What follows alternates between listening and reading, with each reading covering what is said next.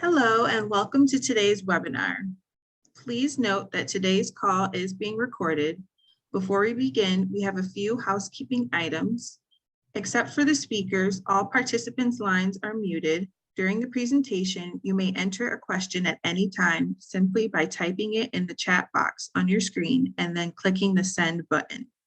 We will save time near the end to respond to questions sent during the presentations, along with others that are submitted during the Q&A portion.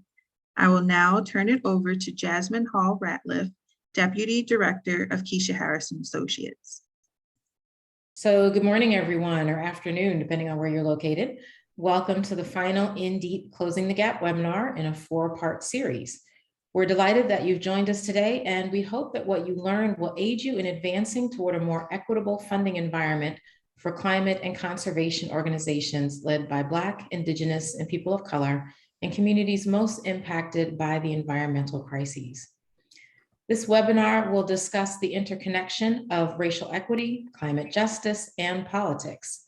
1 year after what were historic elections for many reasons, this webinar will feature a panel of climate experts and analysts discussing the challenges critical to advancing racial equity and environmental justice.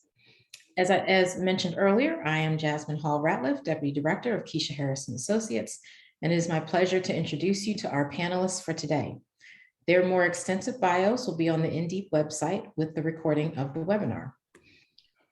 First, Helen Chin is a senior fellow at Race Forward and leads Communities First, a joint partnership between Race Forward and Amalgamated Foundation. Prior to joining Race Forward, Helen worked at the Surdna Foundation as program director and as program officer for Sustainable Environments, leading the program's work to develop and support people of color and low wealth communities in promoting infrastructure development to achieve racial equity and economic, environmental, and climate justice. She also spent a significant amount of time in Africa, Asia, and India, working directly with communities. Joel Espino is a social justice lawyer with over 6 years experience working on advocacy, strategy, and research to leverage electric vehicle and mobility policy as tools for racial justice. He regularly speaks, presents, and advises on this topic. Joel co-leads the Clean Transportation Equity Program at the WEND Collective, which is a social impact fund. The program aims to address interconnected injustices by growing social justice capacity and power with the aim of shifting transportation systems towards more justice, inclusion, and sustainability. And lastly, Dion Ferris is an environmental lawyer, racial and social justice practitioner, and systems change thought leader. Currently the longstanding CEO of the Sustainable Community Development Group, a social venture enterprise focused on equity, health, land use, and community resiliency best practices. Dion's career is rooted in the tenets of racial, economic, and environmental justice. Her trailblazing career includes the US EPA as the first director of special litigation in the Environment Office, Environmental Counsel at American Insurance Association, and finally the National Wildlife Federation, where, while serving as the Environmental Quality Director, she was honored with the Charlie Shaw Conservation Partnership Award.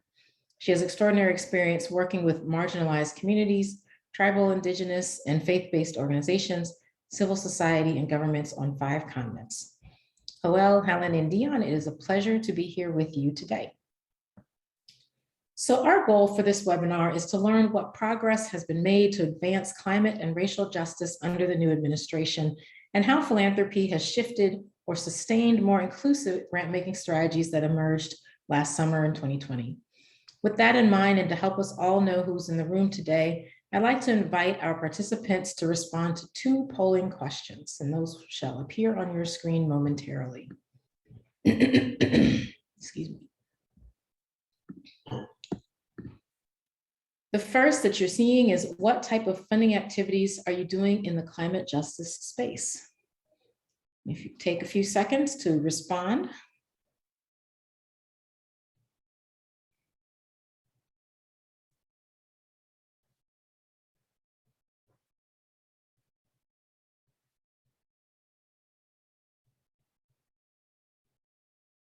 All right, and Tahani is showing us the results of that. Most of you are in the funding space, but some of you also do advocacy. and you also do other. So thank you. The next question will be popping up soon. Oops.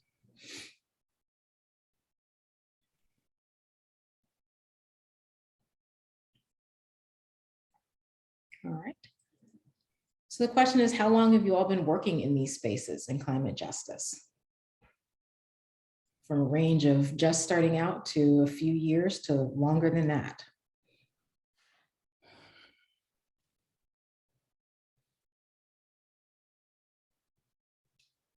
Great. So it's looking like we have a mix of folks who are 1 to 4, 5 to 10, and 15 plus, which is great. And so we have, mostly funders, some folks working in advocacy, and all of you have some range of experience working in climate justice. So thank you very much for that. So also as a reminder, we will have time near the end for questions. So please feel free to post your questions and even comments in the chat. We would love to see some discussion happening in the chat in response to the conversation that's going to be happening over the course of the webinar. So the first question is for each of you, and I will start with Joel. Why is the intersection of racial justice and environmentalism important? And what's your vision of a racially equitable climate justice space? And you'll have about 5 minutes each to respond. Thank you, Jasmine. And yeah, thanks again for the invitation to be here. Well, hello, everyone. Yeah, this is the billion-trillion-dollar question, right? I think what I've come to understand in terms of why racial justice in our climate movements and in our environmental movements is important.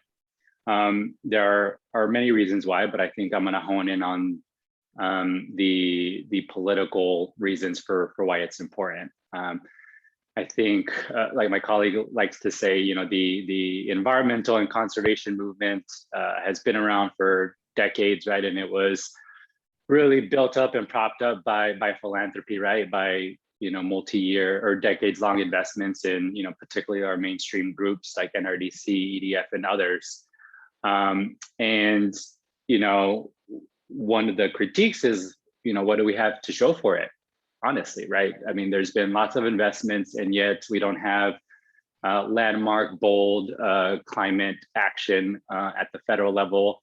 And so for me, why it's important to bring a racial justice analysis, racial justice goal to climate environmental work, it's because it's going to allow us to build the political power that we need to advance bold, ambitious climate actions. For example, the pathway forward increasingly has become that we need to build multiracial coalitions. That's the way forward to create the political power we need, and that has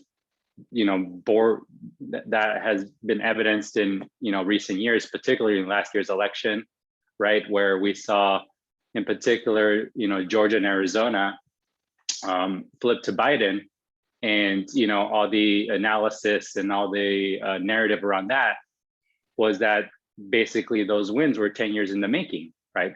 And that was a result of leadership development, organizational development, particularly by people of color-led organizations rooted in community, right? So increasingly, and you're starting to see the demographic shift as well in terms of voters, in terms of folks are being elected in office. So increasingly, if you don't have a racial justice analysis, a racial justice approach to your climate and environmental work, you're just not going to get anywhere in terms of bold policy solutions. And so for me, it's a politically sound thing to do, right? Is that people need to notice that the political winds are changing, and we need to ensure that racial justice is part of those climate and environmental solutions. And so I'll just pause there and say that for me, it's a politically sound thing to do to include racial justice in this movement.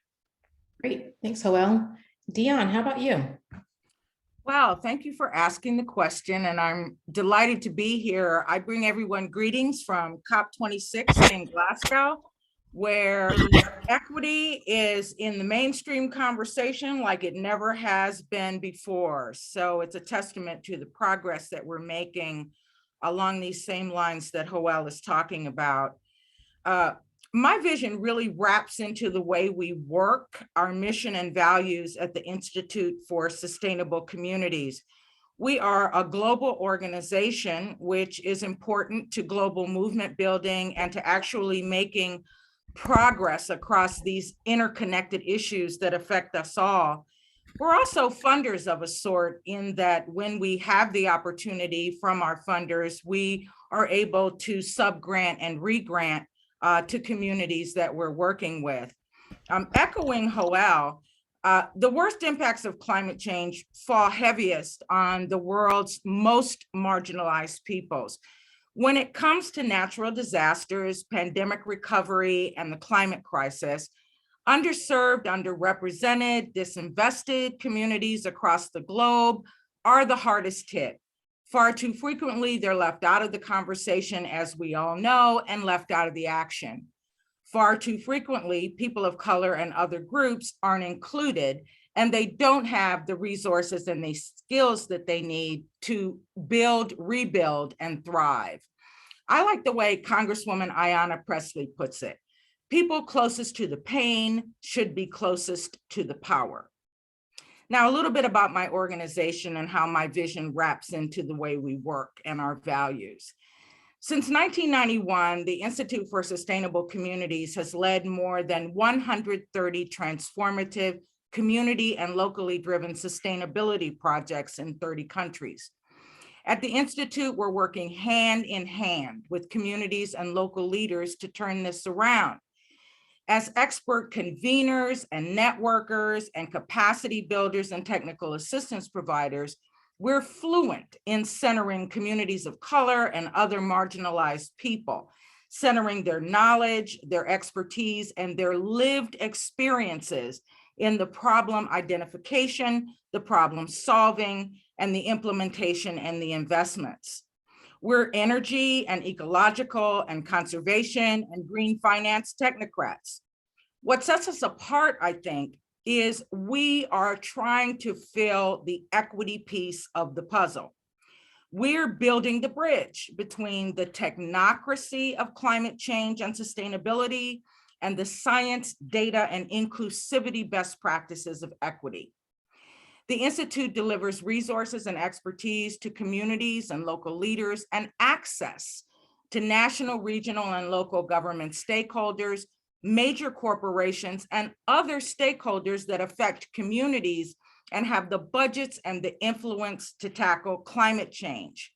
We get actors at the table and help position communities and local leaders. We support them foremost in shaping, designing, and driving equitable solutions.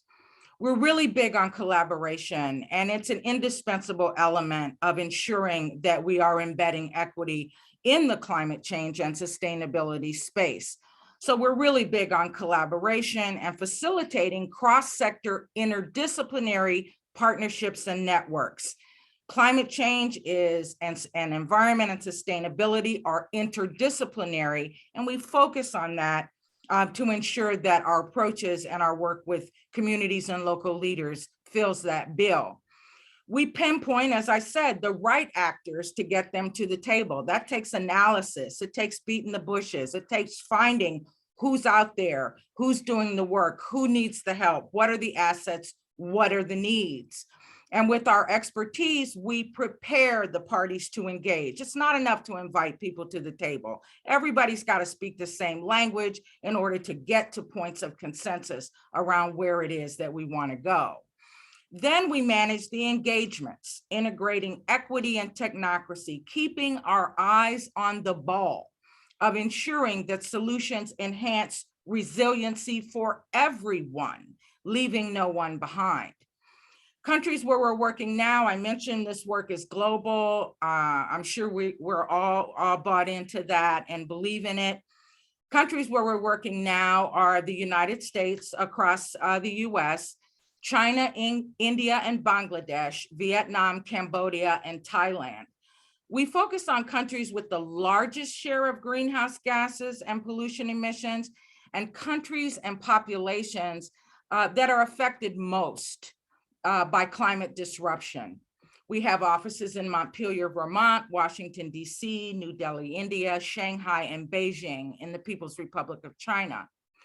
Pinpointing our equity emphasis very briefly, in the US, the Institute tackles the important aspects, the racial, economic, and social root causes of the environmental, climate change, and health impacts that hit people of color and other marginalized groups the hardest. In Asia, equity shows up a little bit differently in the work, in that we're focused on the societal role of women, women workers and farmers, economic discrimination and poverty, worker health and safety, corporate environmental and social governance. All of these facets are at the forefront of our equity work, and we're beginning to focus on youth issues, which are always important. Everywhere we work, and this is really important in the equity space, everywhere we work, we land at the intersection of equity, the environment, and climate change, green economics, including just transition and community health. We are not playing whack-a-mole. We are operating at the center, at the intersection, at the convergence of these issues. And it's important for us not to play whack-a-mole. We played whack-a-mole right up to now, and we're leaving entire population groups behind. That's unacceptable. Everywhere we work, in addition, we prioritize working on the ground, scaling up from there, and community-led and locally led equity solutions. In closing, I'll say we're advancing a breadth of approaches, research, as I mentioned, corporate, environmental, and social governance. I mean, we've got to get these companies and these finance experts moving in the right direction. We've got to proselytize the sinners. We're advancing ecological and equity strategies and governance in cities, local and regional government. We're advancing multiracial and multicultural community inclusion and engagement best practices, lifting community and local voices and their expertise, at the same time moving equitable policy and green economic solutions. In sum, this is my vision. The Institute's motto elevates and supports people working on the ground, and we scale up from there. Thank you so much, Dion. Helen, how about you?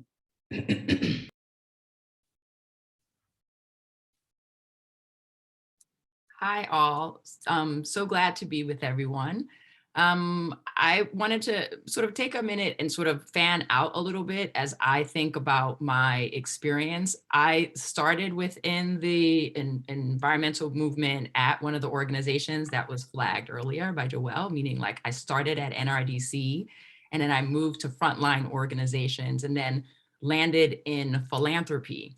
So I've had the ability to sort of span my political career, but also my personal career, working on the front line, and then being in a space where I had resources to potentially affect change.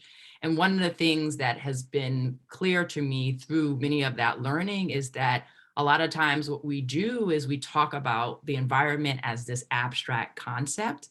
And in reality, when I think about what it means to be an environmentalist or being how we center the environment, it really in its broadest sense is about our spatial relationship to the land, to each other, and to the planet. And a lot of times what I have seen is within the movement, specifically on the environmental movement, it has narrowly focused on the land piece of it or natural resources and conservation. And a lot of times people are really left out of that equation. So when we talk about the role that racial justice plays, it's an opportunity to actually ground and center people in that movement, but it also reflects on what has been our relationship to the land and to the planet. A lot of times it has been, and most of the times it has been very extractive. And the thing is that we are attempting to combat that, but there are real consequences of what that looks like to the average person. And they are never part of the conversation or the solutions. So when we talk about the role that racial justice should be playing. It should be playing how we center those who are most impacted and harmed. They often have the solutions around what will actually work. There's a real opportunity for us to reimagine an interconnected relationship in a way that we have not seen when we narrowly focus on just conservation or natural systems, in a way that we can actually begin to meet not just some of the root causes, because much of the root causes are racially motivated. So if we can actually look at how we stop around an extractive mindset and think more around a regenerative mindset, you really are getting to a space where environmentalists really want to be able to get is in a better relationship with people and planet. From my perspective, what my vision is for a racially equitable climate justice framework is for us to really take stock of what has been past harms and think about who needs to be part of the conversation and the solutions. And again, that most often has been Black, brown, and low wealth communities who have been intentionally silenced from being part of the environmental movement, or been not part of like general societal creations around how they live within the space and the power. So my vision would be, how do we get in right relationship with communities so that they are actually advocates and setting the table and the agenda for what we want to be able to see around climate resiliency and economic resiliency. And also thinking about how we as a collective can think about how we dismantle those systems that are a barrier to allow for that level of inclusion. Thank you, Helen. So thank all three of you for these really great comprehensive answers. I was hearing not only addressing the root causes and systems, but also including those communities that are being most harmed and affected by climate injustice, and bridging people and planet. I really like that phrase that I heard a couple times over in different varieties. So thank you, everyone. So the next question is for Helen to start, and then others can respond. And that is, we're a year out from last year's election. We're roughly 10 months out from the start of the Biden administration this January. What progress have you seen this administration make to advance racial equity and climate justice? One of the things that's been most exciting after sort of surfacing from a year of living in multiple pandemics, whether it be the social uprisings or COVID, is that as the new administration came in on day one, and forget the coup, we're gonna move past that, but day one, when we had the president come in, what you saw is an executive order really talking about how we are going to center racial equity into the framework within the federal administration. And the intent I felt, and I still feel, is that them being able to show that commitment exerts their leadership in saying, like, this is the way that we are now going to tackle our work and see our work. For a dollar that goes out, we want to better understand how that dollar is actually achieving at more equitable outcomes. And the complementary piece of administrative order that came out was something that is called the Justice 40 Initiative. And the Justice 40 Initiative specifically looks at the big pots of money that are out there within the infrastructure arena and within the climate arena. So from that, 40% of all government impacts have to go to supporting disadvantaged communities. And for me, it is the floor by which and the pathway for us to begin to tease out how racial equity actually gets folded into the operations within the federal government. One other thing that I want to note that I think has been promising around their stated commitment around racial equity has been this all of government framework. I think a lot of what we see and what we know to be true is how equity plays itself out is sort of like this disaggregated way of having communities sort of run around and think about what they have to solve for.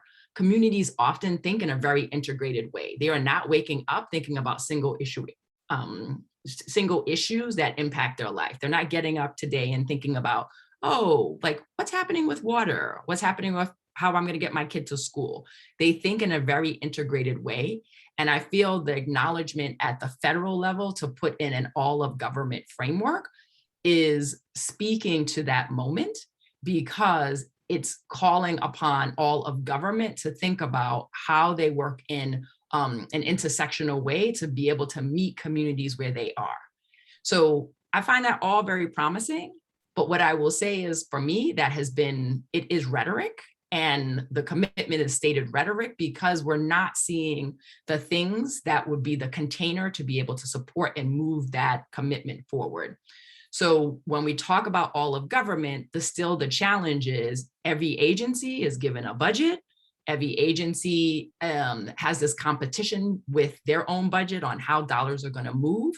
And a lot of times there isn't this thought, and there's actually existing policies or frameworks that are in place that make it disincentivizes or actually prevents people from commingling money, or people from commingling and having a shared agenda in a place. So some of the things that need to happen is really looking at the existing systems that aren't an incentive to allow for an integrated approach to support communities. That's one. The other thing that is slightly problematic is that what you're seeing at the federal level is like, while we're having an articulation of what that looks like, there is no one that wakes up every day that is being told you have to hold the breath of the administration and make sure that we have an aligned and shared vision. I sort of call it like the wholesale retail model. Like wholesale, the White House could be more dogged around like this is what we want to see and how we want it to play itself out. But what they've done is decentralize it and allowed each of the agencies to be able to define what racial equity means to them and how they're going to meet that mark. And what you're grappling with is a dinosaur within there are dinosaurs within every agency, them doing something different that they've never done before. I don't know how we're hoping for a good outcome there. Like, they're going to need support and guidance from the top, or a level of accountability from the top that actually holds and brings people in, and that's not there.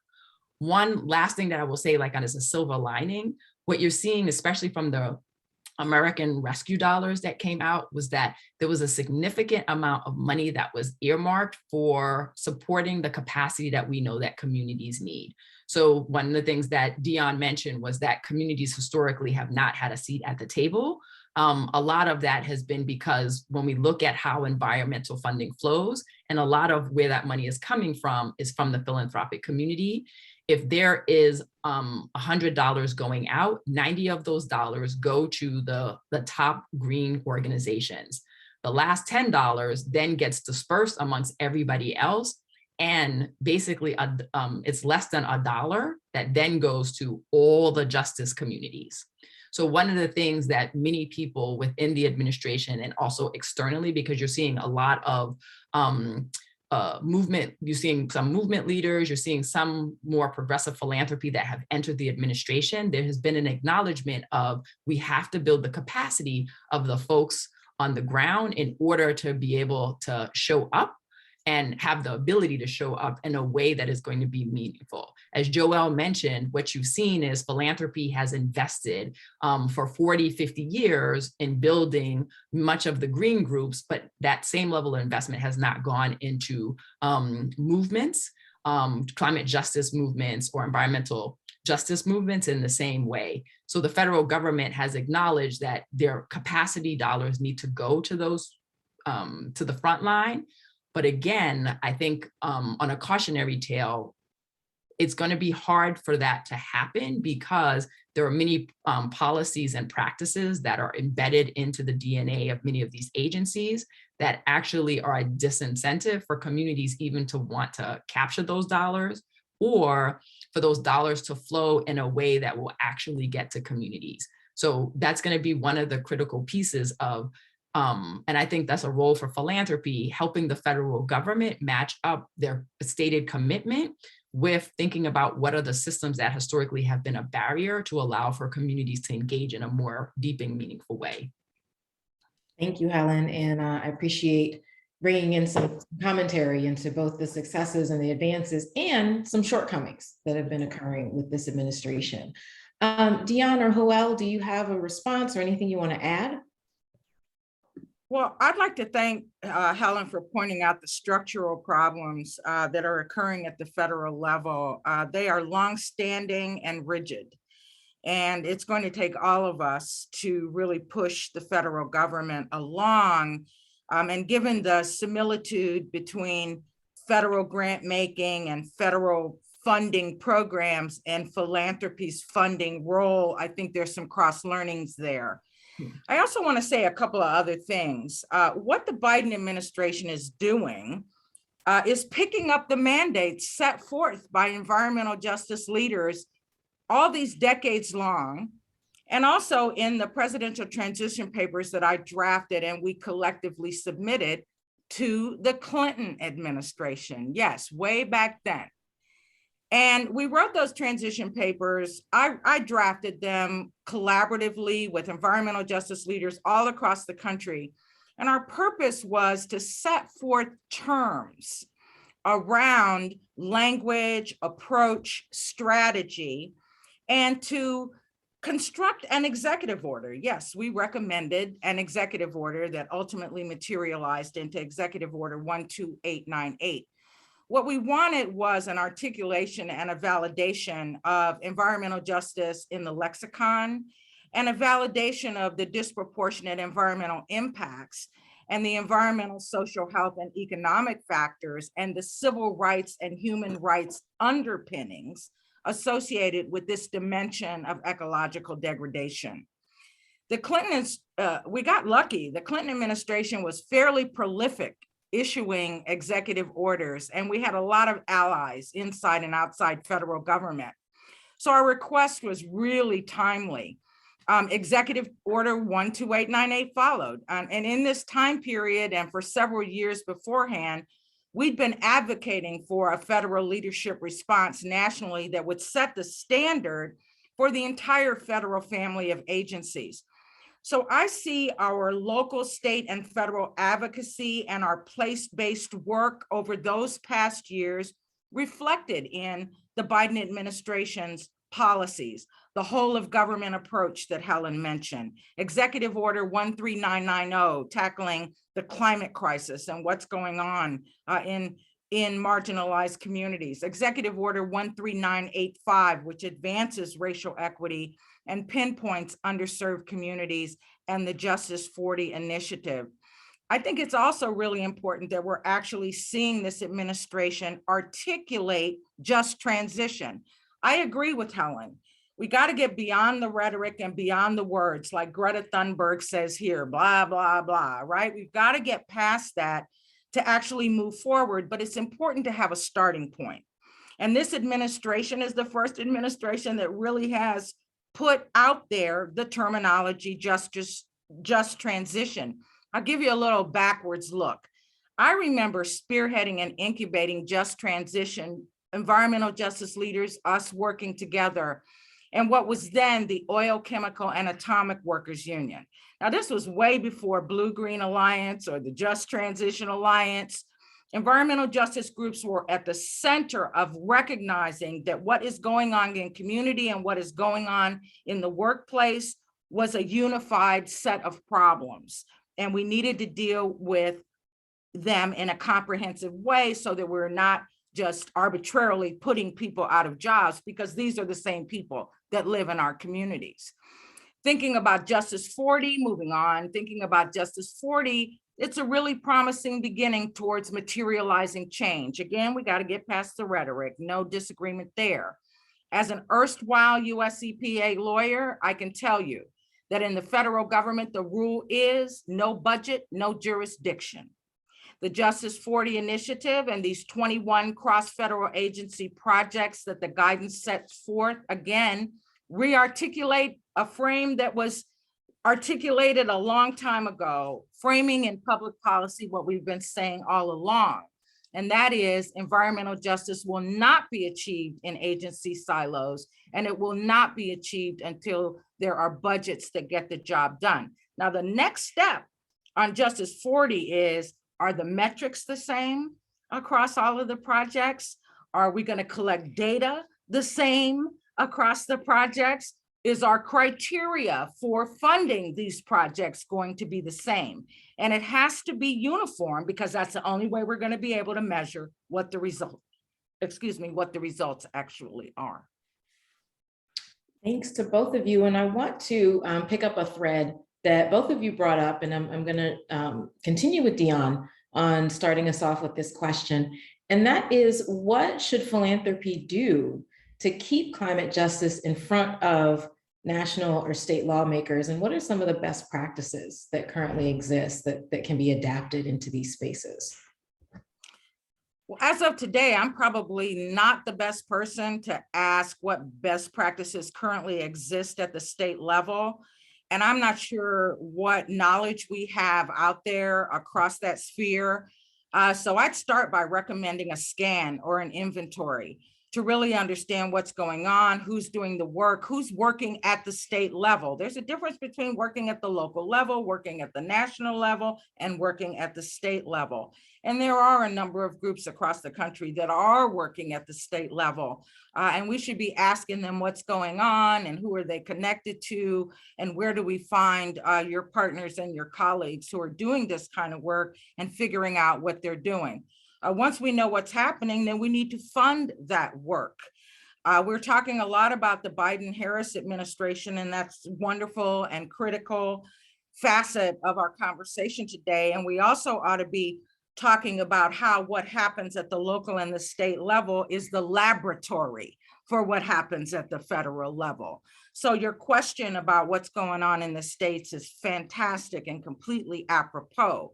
My philosophy, as I mentioned earlier, is scaling from the ground up to the state, to the region, to the federal.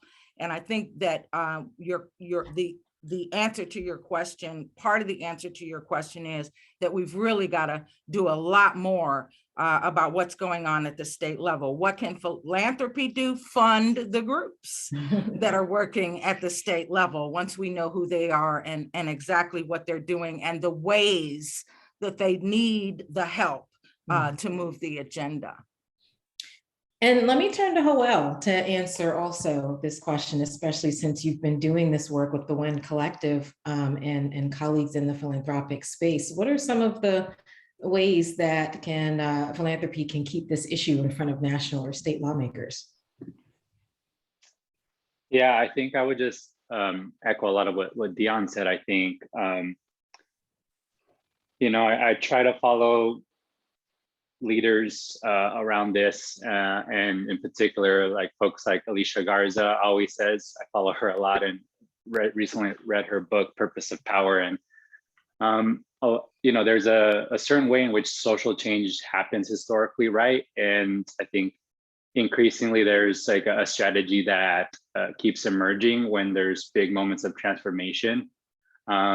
And that hinges on consistent inside and outside pressure on government, right?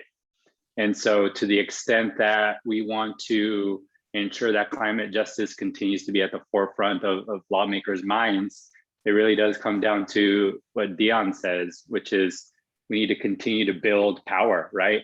And what that looks like is what Ashley Henderson says at the Highlander Center: fund us like you want us to win, right? There is an emergent new field of trust-based philanthropy, right? That's getting thrown around these days, right? That's like a great starting point for some of the best practices in terms of how you fund movements to win, right? That means multi-year general operating support, right? You want to essentially, there's a limited amount of energy and capacity in the movement, and we're continuing to try to generate more of it. But to the extent that it's not at the scale that we need, we don't need to have people spending all that time writing reports and proposals, right? We ain't got time for that. Like the moment's too urgent. The work is too urgent for us to be spending a day or two on writing these grant proposals. So general operating support, and also we don't have time to be submitting renewals every year, right? That's not how you build durable infrastructure. That's not how you build durable power. So there are, and I'm not saying anything that's new, right? Folks way before me have said that this is increasingly the path forward. And, you know, again, just to bring back a point that I said earlier, I think increasingly we need to start thinking in 5, 10, 20-year timelines on this work, right? Because a lot of what we're talking about here essentially is intergenerational work.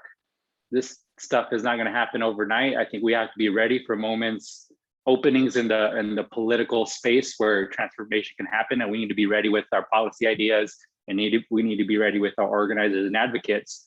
But historically, the way that change has happened, it's been an intergenerational push. So that means multi-year general operating support. That means trusting those closest to the pain. That means, yeah, no more of this top-down, you know, ivory tower stuff that we know, you know, is part of how traditional philanthropy works, part of how, you know, the climate and environmental movement, frankly, has worked, right?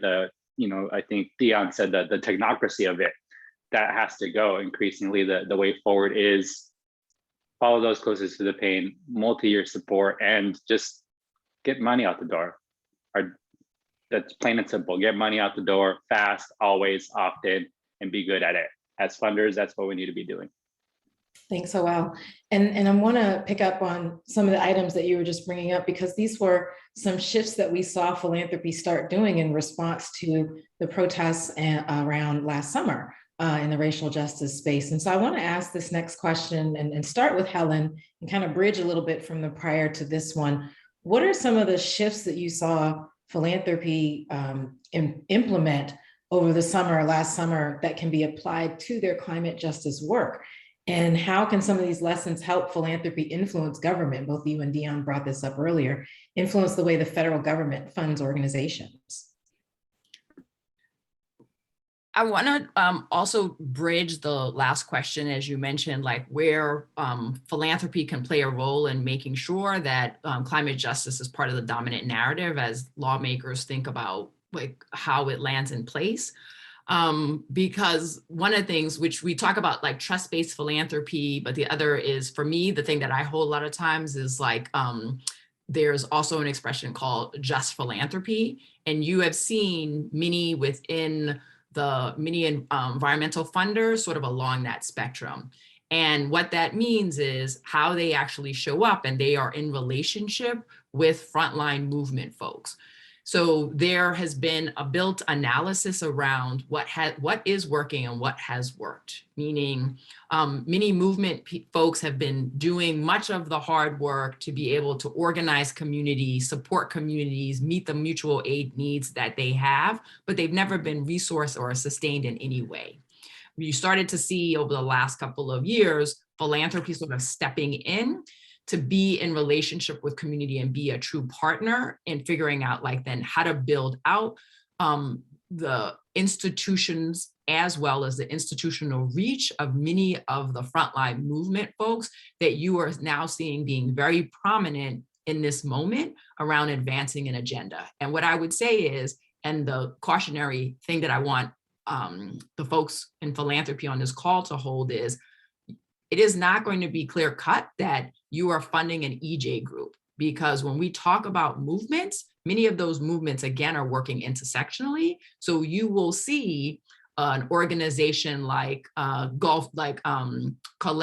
Bichon Battle, who is in the South, who has been doing the law and policy work for the Gulf South for years, but she is not just working on environmental law. She is looking at the breadth of what does it mean to create economically resilient region so that they can actually exert the political power that they need to order for something to translate into how it touches back down into the community. So the first thing you're seeing is like folks thinking about it within philanthropy and in a different way, meaning like it is not siloed around just the issue around environmental justice or climate justice. They're thinking about funding the whole of an institution so that they can be whole with the community. And what's interesting is that when last year, during much of the pandemic, what you began to see is the lens being moved off of the community, because community is always seen as something that needs to be solved for. They are problematic. Like we have to figure out how to fix it. And in this moment, what you saw is very much a convergence of what was happening within progressive philanthropy, but also underground, where the spotlight then got turned on funders to be inward reflective of like, how do we show up in this moment to allow communities again to self-determine what they need for their own communities? Because the reality in the pandemic, when resources and sort of the bureaucracy of we can't give this organization that kind of money because they're not big enough. So they can't absorb this amount of capital, or they cannot distribute it.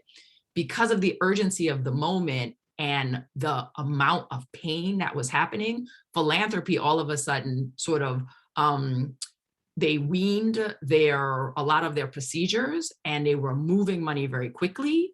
They were moving general operating dollars. And what the translation of that was that you saw movement step up, or I shouldn't even say, because they were doing it. It became very visible about how communities, movements actually support communities, actually how they, in addition to that, hold what is necessary to have generational success, meaning like they were ideating on visions and plans that they had created over the years. And in addition to that, they were also multitasking and thinking about what's the vision that we want to be able to see for the future and be able to build that, while also getting ready for the backlash.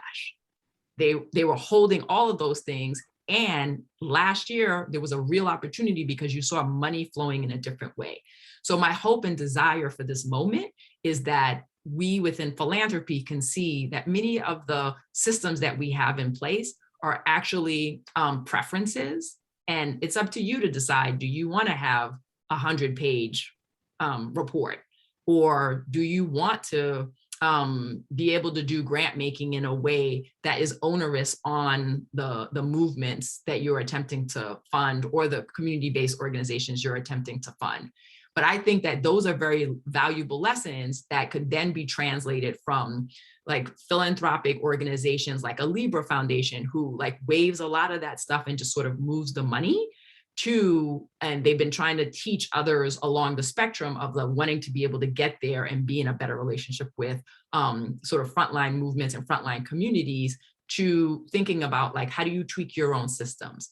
So one of the things to then hold back to the next question that you had around like how to be able to do something different, and what philanthropy can be sort of a mentor or a support system for the federal government. Some of it is around those systems. Dion sort of talked about like, how do we create spaces for us to be learning in real time? Philanthropy has gone through a lot of these growing pains around what it means to be in a different relationship with the folks that we are actually funding. That is something that we can potentially be in relationship with the federal government, like a grant maker to grant maker, show them a different way on how to do things. The other thing is thinking about like, what does this actually mean to begin to build relationships in a way that is not transactional? That will require another level of thinking for the federal government, because many agencies don't actually touch the ground. Like they are so many degrees of separation that the money is just raining down, or they're relying on states and local governments, but there isn't this accountability mechanism that's in place that really talks about like what and how the relationship should be in a different way. And some of the transactional things that were going to be important, like Dion says, are going to be around how we redefine and standardize metrics, data, and criteria in a different way. And the feds have the ability to do that. But I think philanthropy could be a guide to we've actually been walking this journey, and please learn from us. And on that third question that you had, the former question, you talked about sort of lessons learned. There are lessons learned that are out there that are very much translatable, meaning like whether it is the California who passed climate legislation and then put in place a transformative, what is it? I'm trying to decipher the acronym, TCC, the transformative climate change agenda. What that did was very much center the most impacted communities, and it did a dollar amount set aside. So a percentage of any dollar that comes out, that flows from at the state, it has to show a benefit.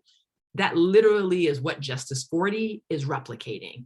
But then you look at a place like a New York City, where you're seeing lessons learned, where the frontline community folks actually have moved of the most aggressive climate legislation in the country played itself out in New York. And the difference is funders stepped up in that moment to fund the front line, to be able to just be present and to push and advance a very progressive framework that centers justice in a way that we have not seen before. These are things that, again, the feds can sort of look at around what does it mean to be in relationship with community in a different way? What does it mean to resource folks to win and to be present in a way that they are actually setting the terms of what engagement looks like? That has been what those two models show, and could be an opportunity for the feds to be able to learn from. Thank you, Helen. Lots of great examples. And I'm cognizant of the time, and that we have Dion for only probably, I think, a few more minutes. And so I wanted to ask, first, Dion, if you had anything you wanted to add, and then wanted to be sure we got in our final question before we lose you.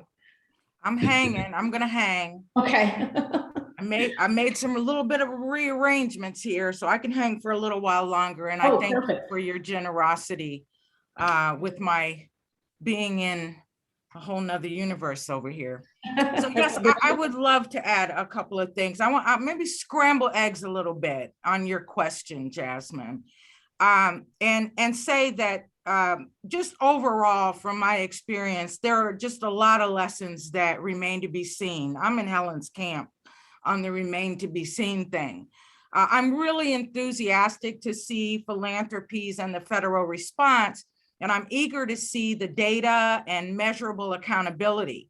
As the first African-American woman at the helm of a US-based international climate change organization, I'm very concerned about many things, and I want to share two for this particular audience, because this is the right audience to talk about these two things with. Number one is my concern about the pace of funders connecting racial equity, environmental concerns, and climate change, and funding this work at volume. Number two is blatantly self-interested. I've been toiling in the vineyards of pushing equity and inclusion in the environment and conservation space for a very long time, almost my entire career. Oftentimes feeling like Sisyphus in that rock, like we're just never gonna get where we need to be. And along those lines, I wanna say my number two concern is about whether foundations will get behind funders of leaders of color who are moving into the top leadership of nonprofit organizations, historically led for decades, if not generations, in most cases by white men. Yes, I'm one of them. And I hope foundations don't forget about leaders of color in this space in the heyday of philanthropy's attention to racial equity. This is important because we've talked about the significance of people of color leadership in the green space for many years now, and achieving equity, diversity, and inclusion in white-led groups. Now that these transitions have begun, I hope that funders please won't forget these leaders. Couple more brief points. As we all know, there are lots of racial equity promises across the philanthropic ecosystem. Now, I think we all want to see where's the beef. This past year, American companies, for example, pledged $50 billion plus in funding to tackle racial equity following the murder of George Floyd and the social unrest around the globe. We've all witnessed that. A recent study by an outfit called the Creative Investment Research found that a mere $250 million of the $50 billion is committed. Taking a look at foundations and philanthropic affinity groups around the US, many responded so quickly and wonderfully by creating dedicated funds. As you all know, there are lots of pledges, like the Donors of Color Network's 40% of overall funding pledge. There's the Miami Foundation's Racial Equity Fund, the Philanthropic Initiative for Racial Equity, the Resourcing Racial Justice Fund, the New Equity Fund, the Funders Alliance for Racial Equity. My apology if I'm missing any important fund. At the Institute for Sustainable Communities, we've counted plenty of funds. I want to talk for just a quick second about the impetus to check boxes that we really must be vigilant about in terms of these funds, because change is much more than a reflexive box checking endeavor. Who's doing the work? Whose work is effective? Who has trust in the community? Who has the expertise, the ethics, and the values? Who has the track record delivering support and resources? Who's moving the needle? Who's measuring and tracking? As Helen said, the numbers are budging, but boy, oh boy, there's a long way to go. Yes, foundations are integrating racial analysis into their work, and you are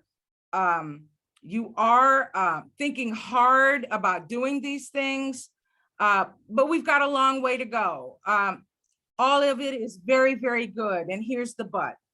We're still mired in the disproportionately lower rate of giving to people of color-led organizations, and fewer numbers, still fewer foundation leaders of color.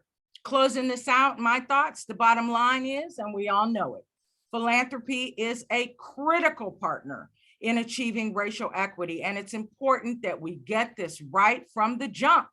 Keep up the dialogue with people and communities that are the hardest hit by the issues we all care about, and center their voices, knowledge, and lived experiences in the philanthropic work, while, as Hoel says, you're getting that money out there into the stream.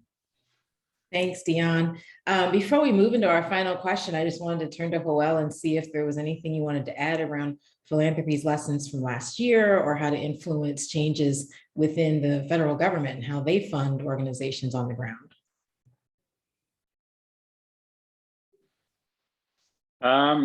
No, I think Helen and Dion pretty much covered it, so we can move on to the next question. Yeah. Awesome. Well, I'm going to start with you in this last question, and wanted to give everyone about 3 or 4 minutes for responding. And that is, what does success in climate justice look like for the philanthropic community and the federal government after the 4 years of the Biden administration? Yeah, great question. So the way that I've been thinking about this is, on the philanthropy side, it's doubling down on this whole conversation that we've been talking about, right? I think ultimately we have a historic opportunity with the Biden-Harris administration around all the different points that were raised around their bold pronouncements, their bold intentions around racial justice, climate justice. And so we need to capitalize on that. One way that philanthropy can help government capitalize on that is to do what we've been talking about, which is turn the volume up on capacity building and power building activities, right? Fund folks on the front line, do it for 4+ years, and just follow those closest to the pain and whatever policy solutions that they're pushing. Philanthropy needs to let go of the control that we think we have over policy solutions and what we think is the right path forward, and just let communities self-determine what priorities, what policies, what programs they want to push at the State House and in the White House. So philanthropy needs to just turn the volume up on funding and to provide 360 supports around that, right? I think increasingly I'm thinking about the movement infrastructure that we have and the movement infrastructure that we still need to build, right? And a lot of that has to do around like the supports that you wrap around grassroots organizations that have been operating on shoestring budgets for decades, right? So what are we doing to build their strategic comm support, their lobbying support, their legal support? That's something that philanthropy needs to turn the volume up on as well. So that's one way that philanthropy can help ensure that we have successes around climate justice in the Biden-Harris administration. On the government side, government needs to shut down pipelines. I mean, this is, to the previous question about like what have been the successes so far in the administration. I think it's been a mixed bag as we've been talking about here. I think the announcements are good. The Justice 40 is good, but there's still lots of work to be done on the pipeline front, right?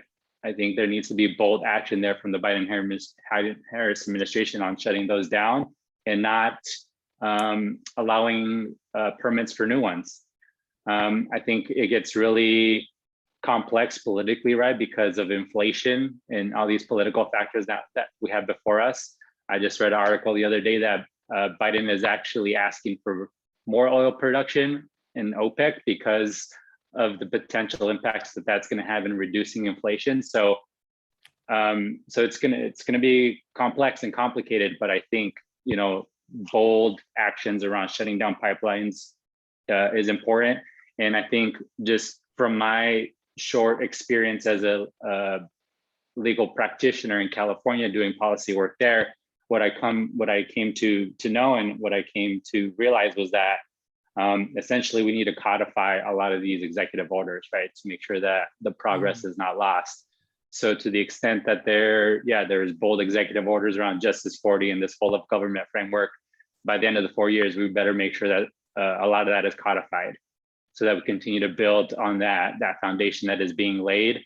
And I think the last thing I'll say is, and I think Helen touched on this a little bit, is we need to continue building government's capacity to know what it means to govern equitably, right? I think we're starting to lay some of that infrastructure, right? We have all these White House environmental justice committees, we have all these task forces, we have various leaders within the White House that have a focus on justice, but we need to continue to build that out, and that needs to be a permanent part of the federal government infrastructure in terms of how it governs its people. Those capacities, those skills need to be brought into the federal government, and they need to be a permanent fixture there. So what are we doing on the federal side and also on the philanthropy side to make sure that, the federal government itself is building and also maintaining those capacities and skills that it never really had before, but that we're going to need to really usher in this next generation of government that leads us to, an equitable, just future. So I'll stop there. No, it's all very wonderful, Joel. Thank you so much. Helen, how about you? I think, which I'll start with philanthropy since that's who's in the space right now. I think what 4 years from now looks like for me is for philanthropy really to do some mindful soul searching on 2020. There were a lot of valuable lessons that were learned. And one of the ones that we saw across the board for much of philanthropy was a level of humility. The breadth of what took place during 2020, I felt like was a come to Jesus moment for much of folks in philanthropy, because they were just like, I don't know what the answers are. I do know that I need to lean in this moment, lean in my power with my money, and be able to support the folks that are closest to the pain. That was a very real thing. And what I'm seeing is that that's beginning to wean, like, oh, things are back on the road. It's not. The thing that I hold is that while last year seemed to be magnified or visible to so many, was the fact that it was a magnification of the intersecting and compounding disasters, crises, attacks that many communities, especially communities of color and low wealth communities, experience on a day-to-day basis. And now we have the pandemic comes in, and then philanthropy is like, oh, how do we meet this moment? Like, that was much of the rhetoric. So the question that I have for many in philanthropy, and the thing that I want to be able to look to 4 years from now, is that there is a level of humility that is now in place to say that you don't necessarily have all the answers. Those closest to the pain and the problem actually do. So how do we resource them and be a backseat driver for their ability to put in place solutions and priorities that actually meet them where they are? That is my hope. Because then it gets to we are funding them at what they deserve to be funded as. It gets to constant tension that philanthropy is feeling like, oh, I'm working on this individual issue, but our democracy is at risk. All the things that are fundamental to that is being able to allow justice movements to step into this moment, because what we've seen is that they've been able to hold and preserve our democracy. They've been able to allow that political power to then translate into not just climate resiliency, but also economic resiliency for many of those communities to be able to weather the next thing that's coming. So that's what I hold for philanthropy. And for the federal government, and this is sort of goes across the spectrum for both philanthropy and the federal government, is an acknowledgement around past harms and a posture that looks at how do I actually repair the past harms, as well as look at the existing systems that allow them to be reinforced. So my greatest concern is that folks envision, I put $1 down and that's going to make things better. And you hear that rhetoric at the federal level of like, we just need trillions of dollars. We need to reconcile the budget. We need to build back better. And if we just had another trillion in addition to the other trillions that are sitting on the table, everything is going to be right. It's not going to be right, because we have not acknowledged the past harm that has been done. And we do not have in place systems that allow us to mitigate the past harms and then begin to repair it. So my hope and dream for this existing administration is less around the money flowing. That is important, but also an inward reflection on the systems that need to be adjusted so that we have generational change that is allowed to flourish and grow. Because if those systems aren't changed, what we will see is a clip of 4 years where money moves, and then we're going to just go back to business. And I deeply do not believe that a policy thing is going to be the thing that locks it in, because what we know from movement work, you pick your movement, it is the protesting happens, the systems start to change, and then all of a sudden policy comes in and meets it. Those other things can happen and have the ability to happen without us moving a congressional body that can't agree on anything. So I hope for this administration that they're really being mindful around the systems that need to change, that allow for more inclusion, that allow for removing the barriers that historically have existed for people to have access to that administration or to an administration, or have the relationships that are necessary to meet the needs that are actually happening on the ground. Thank you, Helen. Dion, and what timing that, we have this conversation while you're talking about climate change across the world. So what do you see as success by the end of the Biden-Harris administration, 4 years, 3 years, or at least the first term, possibly, or also in philanthropy? I want to double down on what Joel and Helen just said for the record. And I also want to say a couple of little contextual things before I share my recommendation around your question, Jasmine. It is picking up on Joel's point about codification of all of these multiplicitous executive orders. He couldn't be more right. And what the last 30 odd years have taught us is that getting a bill to the president's desk is awfully, awfully hard to do. I was on the ground when we were engineering the very first House and Senate congressional hearings around environmental justice these many years ago, and we still don't have a bill in front of the president to sign. There are a lot of things that are problematic in terms of us getting there, voter suppression, the most recent nuttiness around what happened with Virginia and New Jersey and the elections that we saw this week. We got a lot of work to do politically, as Joel pointed out at the outset of our conversation here together, to get to the point where we can actually get a bill to the president's desk and we set a national floor because we have a standard that's the lay of the land and the rule of law. So let me talk a little bit about what success looks like for me. In the context of picking up on what Helen said about really ensuring that communities are in there and resourced and supported over the long term to get this work done, what I'd like to see is that we turn at the federal level, community engagement and input into the power to make and influence change. I think success in 4 years looks like sharing power that it takes to make change. I mean, it's really important that we green our communities and we have green and affordable housing, and that we have a good skilled green workforce and capital investments for small businesses and grants and loans that help community-based organizations work with municipalities and government. All of these things, we could just go on and on about all of the facets of community inclusion that are so important. And at the root of all of that really is success looks like sharing the power with communities that it takes to make change.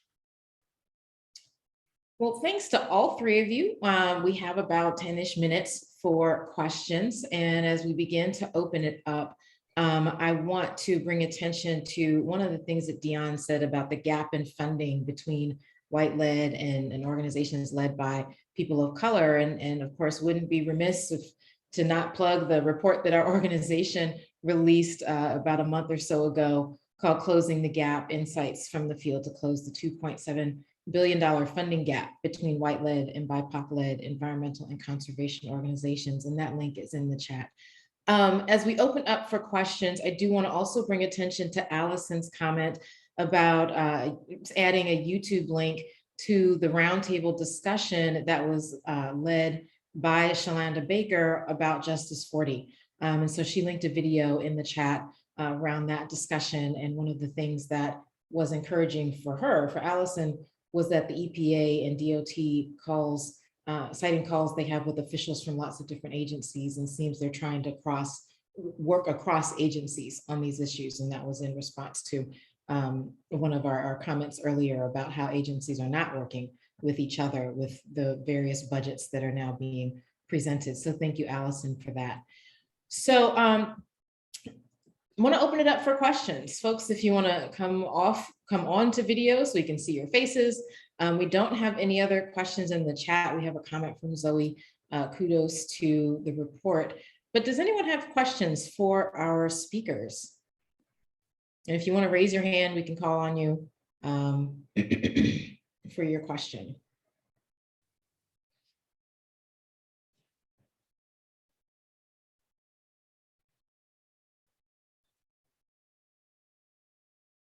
I think people are zoomed out. I know, right?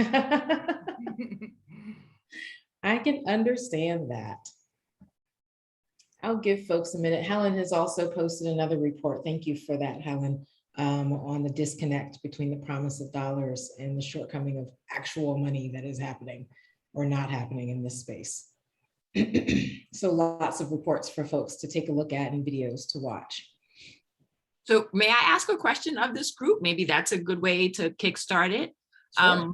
Many of you are at various philanthropic organizations, and I would be curious as though, like, what are you grappling with within your own institution to make racial justice actually something that is part of the values and the culture within your institution? And where are spaces that it would be useful for you to get assistance and help on to helping to weave that into the culture and the values of your institution? Great question. Thank you, Helen.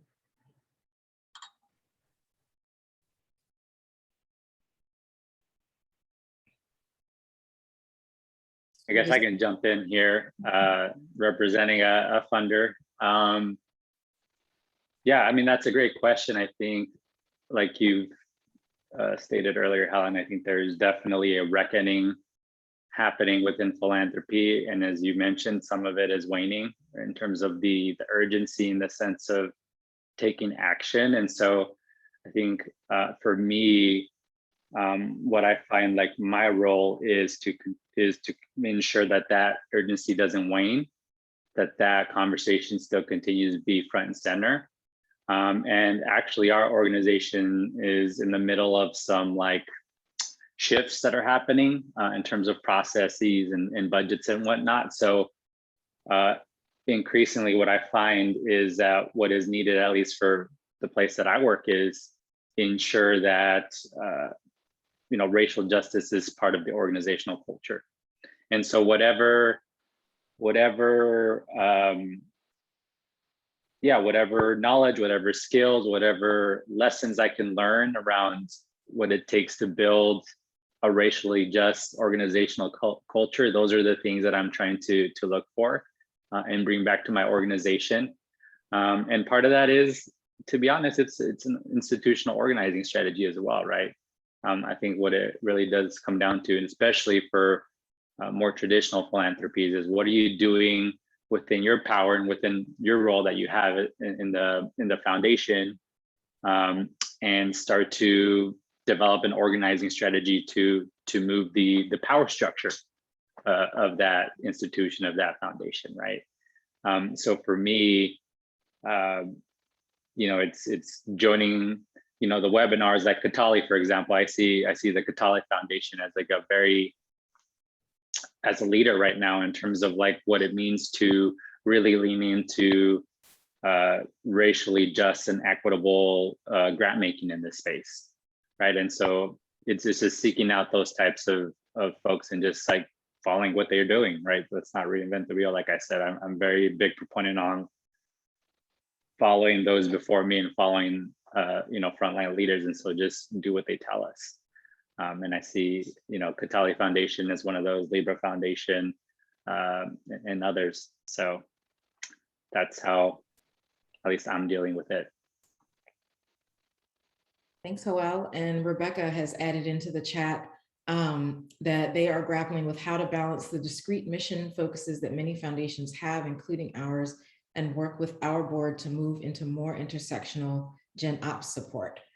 So that is some of the work that she's doing. Others that have some insights on what you're doing in your organizations or where you may need some help or have some questions.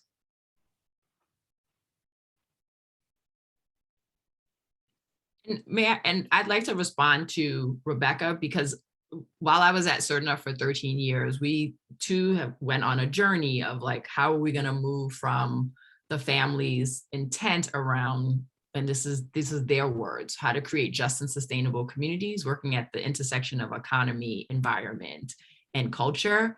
And the challenge is they always stayed in their silo, and we were just like, but you said this, these are your words.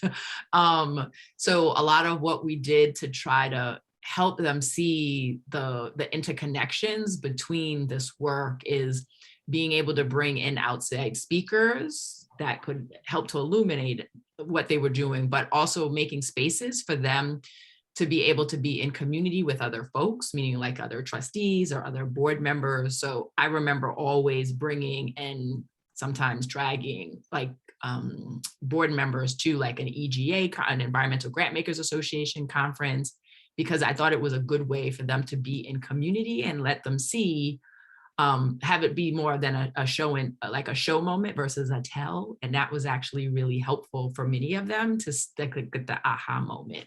So to the extent that that's useful, I wanted to be able to share that. Thank you, Helen. Does anyone else have either a comment that they want to discuss around what their work, what their foundations are doing or struggling with, or want to add some additional response to Rebecca?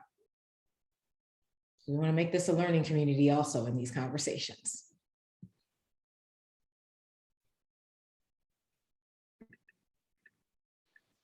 I guess I would just like plug the work that KHA has done around this, right? Around trying to move and organize climate philanthropy around racial justice. And to Helen's points around, board level work being important and C-suite level work being important. I know that y'all have a number of efforts and projects around that. So I think we need to continue to do that, and we need to continue to do the relationship building piece, like Helen said, with particular peer-to-peer work, because we've tried the bottoms up staff level to the top thing, and sometimes it works and a lot of times it doesn't.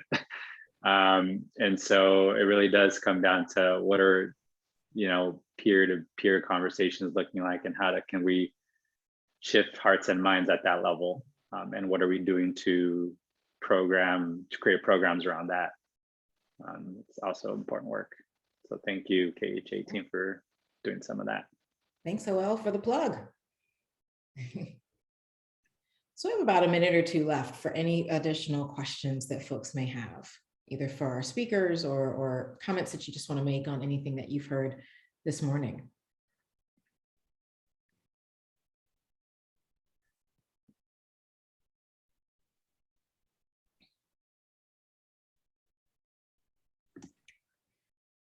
Just a thank you for the opportunity to be in this space and hear from all of you. And my colleagues also in this class. Sometimes we're in these spaces and we're a small funder, a statewide funder. And there's like, it looks like just maybe 6 other people besides the speakers on this. And I'm always curious about like why we don't see like just greater participation across our field in some of these conversations that we get to have. Well, we feel really privileged because we're small and we don't have the resources to travel to do a lot of professional development. So the pandemic has actually offered us an opportunity to sort of participate more in these kind of conversations. And so we're grateful for that. And just, we're trying to do everything we can with the dollars we have. We do multi-year support. We fund groups, and we've really tried to open up the lens in our grant making so that there's space to do what's been talked about here about doing it in an intersectional, comprehensive way. Just would appreciate hearing from you all. I know we're running out of time, but how funders that work at our scale can be better integrated in philanthropy. Sometimes when you're small and at the grassroots, we sort of feel like we're a little bit left behind and forgotten. Yeah, I can start, and Joel and Helen, based on your current and prior experiences in philanthropy. I was in philanthropy for about 16 years before joining KHA, and there were many networks of foundations that are focused on various things, and that's where I would see most often the smaller foundations participating in either the conference or the webinar now in the land of COVID. Of these networks. So there was the funders, Health and Environmental Funders Network. There was Grant Makers in Health. There was Sustainable Ag and Food Systems Funders. So all of these various collaborative and coordinated efforts to bring funders together for these various learning activities were a starting point. And then from there, in connecting with other funders that may be the same size as your organization, potentially finding ways to coordinate and collaborate on various efforts so that your individual grant dollars go further and working together in these spaces. So that was some of the ways that I saw folks that are of different foundation sizes network with each other. And we also saw, small foundations in these networks then be able to link in to the bigger guys. And that would also help with leveraging funding dollars across either the country, if they were national large funders that could then work with smaller state or local funders, or just around one state where various local funders would connect with a state funder. So those were some of the ways, and I would imagine, just like you said, Helen, in the land of quarantine where Zoom has now reigned supreme, turning all of these conferences into virtual settings has hopefully helped and will continue to help smaller orgs like yourself that may not have all of the travel and conference dollars that the bigger guys have, be able to link into some of these networks through the virtual convenings.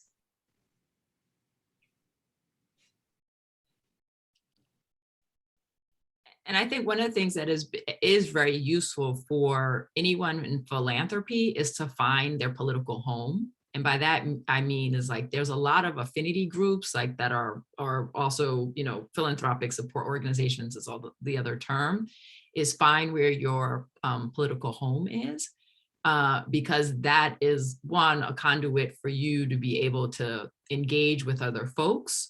But the other thing that I would say, because I remember when I first entered, Cerna was my first philanthropic entry point, the only one. But when I first started, I really wanted to learn more about like environmental justice issues, like within philanthropy, and that wasn't a thing that was done. So I had formed a political home with the Neighborhood Funders Group, which is just random, but they were smaller funders and began to hang out with them, and relationships for everything. Even though I had dollars, I could go to like some big flashy conference as long as it was associated with who the institution was part of, but I couldn't go to something that might have been smaller. Like it was like a lot of case making. So after a while, I just made friends with folks, and I was just like, can I sleep in your spare bed and come to your conference? Like, I'll get myself there.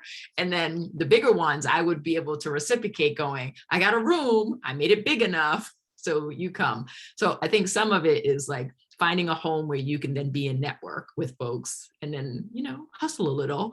But the other piece is too, thinking through which for the larger conversation where I would love philanthropy to play a role at the federal level is a little bit beyond the money. Like, you have a real ability because you are smaller. If you have the capacity is going to be the issue, but if you have capacity and you feel like you can engage, you can really be a mechanism for accountability and to help to give your place cover. Like, one of the folks that I used to work with a lot was the Dubuque Charitable, what's the name of that? The Dubuque Community Foundation. Like, they didn't necessarily have a big budget, but they pushed their weight around. So they were the convening space to bring a lot of people together. Even though they were small, they like had enough dollars to bring people together and to set the table around an agenda. And at the time they were, and this is a long time ago, they were working on what equitable placemaking looks like. And they were small, they didn't have a lot of money, but they were holding their local government and the municipality accountable for what's possible, what should be possible. And I'm not saying that, Pam, you can do that, because I don't know how lean your organization is, but if you have people, but you don't necessarily have resources, another way to potentially show up is to think about avenues for you to exert your voice and your mission through beyond the money means. But I just don't know how large you are. So that might be like a hard thing I'm asking you to do. And relatedly, Rebecca brings up the point of peer-to-peer conversations with other foundations and sharing what they're doing. When I was with a state foundation, our board was often interested in knowing what other foundations were doing. And it was very influential for them to understand what was happening in their peer foundation groups and what they should consider adapting. Because, fear of being left out, or FOMO, fear of missing out, it happens at foundation boards too. So that is definitely another way of sharing, networking, connecting, and sharing the wealth, if you will, of knowledge across foundations. So we are right at the 1 minute mark, and I do want to let you all out on time. So I do want to first offer an appreciation to Helen and Joelle, and Dion had to scoot off to the next segment of her day in Glasgow. So we will give her thanks in absentia. And for all of you for hanging in there and participating in the session today. We very much appreciate, for the speakers, your provocative reflections, for the participants, your questions and comments on what you're learning and what you're struggling with within your own organizations. And I hope that you all are walking away with some insights for your own week or work. So later today or tomorrow, you will receive a link to a brief survey that will help us learn and get a little bit of an evaluation on today's session. We do very much appreciate in advance you're filling out the survey, because we do utilize the information that we receive from these sessions. So the recording of this webinar will be posted on the InDEEP website within a few days. And if you missed prior webinars on the series, those are also on the InDEEP website, including a presentation on the Closing the Gap report that we mentioned earlier. So please take a look at that website. And if you want to watch some prior webinars, then those are posted there for you for your viewing pleasure. So again, thank you all for your participation. Thank you to our speakers for taking the time out today to join us. And we very much hope that you enjoy the rest of your day and the rest of your week.